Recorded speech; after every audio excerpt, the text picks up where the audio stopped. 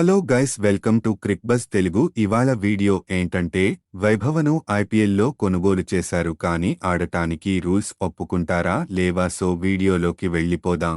IPL చరిత్రలోనే వేలంలో అమ్ముడుపోయిన అత్యంత పిన్న వయస్కుడిగా వైభవ్ సూర్యవంశీ చరిత్ర సృష్టించాడు.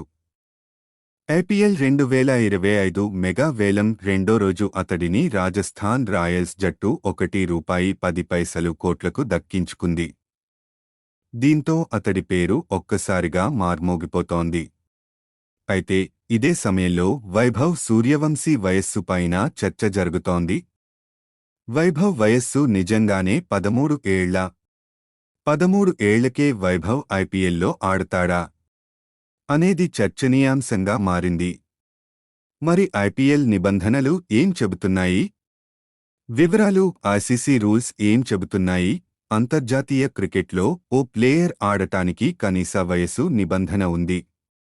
కనీసం 15 ఏళ్లు ఉన్నవారే ఇంటర్నేషనల్ లెవెల్లో మ్యాచ్లు ఆడాలి.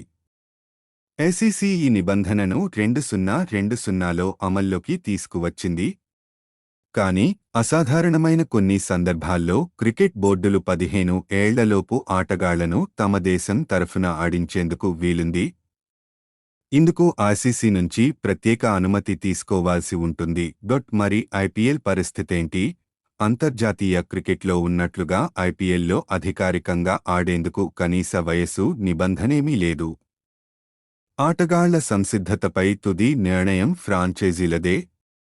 ప్రస్తుతం 13 సంవత్సరాల 8 నెలల వయసు ఉన్న వైభవ్ సూర్యవంశీ ఐపీఎల్ 2025 సీజన్ ప్రారంభమైన తర్వాత మార్చి 27, 2025 నాటికి 14 ఏళ్లు పూర్తి చేసుకుంటాడు.